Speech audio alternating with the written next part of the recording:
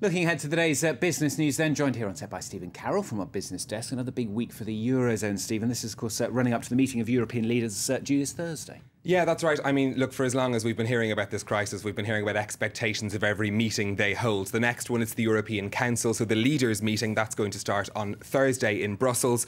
Officially, they're discussing strengthening economic and monetary ties in a way to shore up confidence in the single currency. Lots of things going on behind the scenes. One of them is the Greek Prime Minister is hoping to get a deal on how they're going to secure the next tranche of their bailout money by giving them more time to pay back those debts. He's hoping to have that deal done before this meeting starts. But he won't be too pleased with what the Swedish Finance Minister had to say over the weekend. Speaking in Tokyo, Anders Borg said it was most probable that Greece would need to leave the Eurozone and that it could happen within 6 months. Now, his view isn't a popular one amongst European leaders. The German Finance Minister Wolfgang Schäuble said that wasn't helpful to speculate on the matter, and Germany very much behind Greece staying in the euro. Yeah, stepping out of line a little bit. Now, of course, last week we had lots of Nobel Prizes being given out. Today it's the turn of the economists. Yes, the dismal science. They're always last in the Nobel Prizes. Thomson Reuters do these estimations every time they come around. They're usually quite accurate on who are the front runners. So let's have a look at some of who they are. First up is Stephen Ross. He's a teacher. He teaches at the Massachusetts Institute of Technology. His field of work is fundamental concepts in finance, including those that have become standards for setting prices in securities trading. So very important in the financial world. Next up, we have a pairing that are being tied together because their work is linked between income and well-being. 68-year-old Sir Anthony B. ATKINSON teaches at Oxford in the UK. His work largely focuses on income inequality. He's paired with Angus DEATON, who teaches economics at Princeton. He's probably best known for his work on happiness and well-being, including calculating the optimum earning for a household, which is apparently $75,000. If you earn more than that, you apparently aren't considered efficient in economic terms. Finally, Robert Schiller, who you might know because he writes for the New York Times quite a lot. He's someone who commentates quite widely on economic matters. He warns repeatedly about the existence of economic bubbles, and he was one of the people who raised their voice before the Lehman crash about the danger of that sort of thing could happen. OK, now you know to aim for then, $75,000, OK, that's what you need. The winner of that is all going to be announced in Oslo at 1300 hours Paris time today. We'll bring you the result here on France 24, 1300 hours Paris time.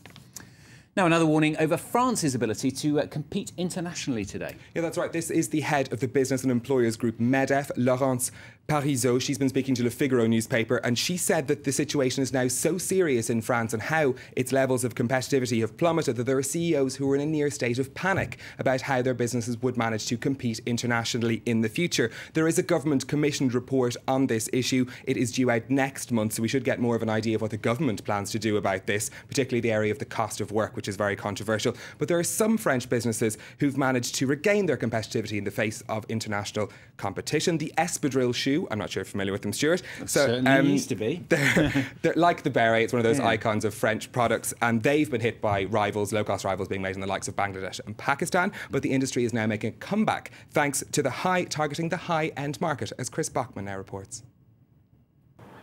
The small town of Morillon in the foothills of the French Pyrenees was once home to 2,000 workers churning out the world-famous espadrille rope-soled shoe.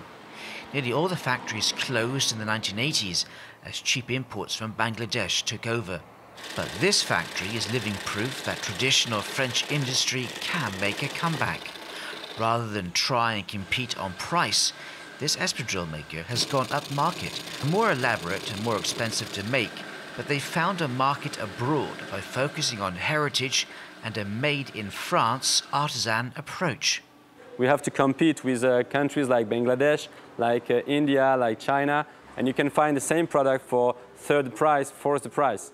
So our contribution to this product is try to make it as fancy and as different as it can be. Would say like printing, like sewing, and giving it this kind of appearance which is unique.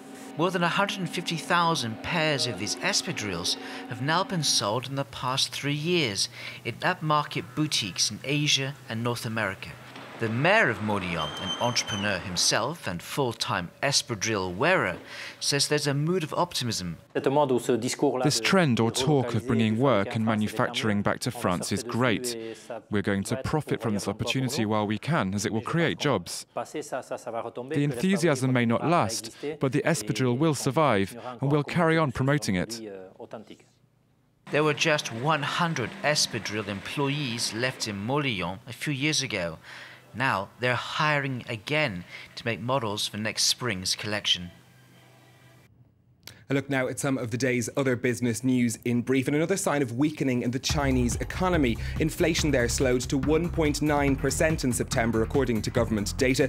China's economy did grow by 7.6% in the second quarter of this year, but the rate of expansion is slowing down. Japanese mobile phone company SoftBank is reported to be close to a deal to buy 70% of American network Sprint. Sprint is the third largest US mobile operator. It's been struggling with long-term debt and stiff competition from other networks. The SoftBank deal estimated to be worth $20 billion. And the Paris Auto Show has closed its doors after 2 weeks open to the public. The show had 1,230,000 visitors, slightly down on 2010, but still remains the most visited car show in the world. It'll return to Paris in October 2014. So Monday morning on the markets, how have they been looking? Well, despite some good data we got from China, their exports grew by 9.9% in September. It was a pretty weak start on the market. Still a lot of nervousness about the next set of growth figures coming out of China, which of course powers all of these Asian economies. You can see the Nikkei in Japan there slightly up, but the rest of the markets slightly down. OK, got a question for you. Every time you fill in your email address on a website, do you know exactly where that information goes? Well, turning personal details into profit has become big business. It's called data mining and can help those selling products or services to find out who is buying them and why. Online retail is booming. E-commerce topped €200 billion in the UK and US alone last year. That number is expected to increase by as much as 5% in 2012. No wonder then that shops are clamouring to find out who is buying their product. That's where companies like Price Minister come in. We analyse consumer details, watch what they're buying, the sites they're visiting, the items they're coming to look at, how long they're staying on the site and why they leave. Personal details and habits are harvested via newsletters and information voluntarily handed over by online shoppers. Data miners then turn those figures into 3D consumers for their clients. It's a specific and fruitful marketing technique. We know how to better understand the business, the clients, and at the same time put the figures into context. It's very quantitative and detailed. This Paris startup helps companies to reduce a huge online database of millions into concise personality groups. We have an algorithm which generates keywords and their associations and how they work with each other. All these people are alike. They have the same profiles and use the same email services, internet service providers, and will probably buy the same products.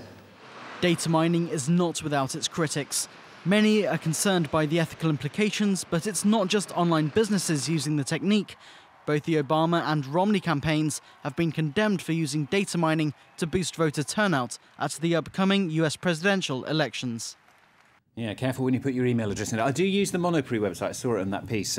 Good for food shopping. You don't have to get everything up the stairs here in Paris. You use it a bit too? Not Monoprix. Yeah, but not for food shopping, but I'd buy things like music and films and that sort of thing online. Excellent. It's growing and growing all the time, of course. That's the latest business and news here on France 24. The latest news coming up for you very shortly. Stay with us.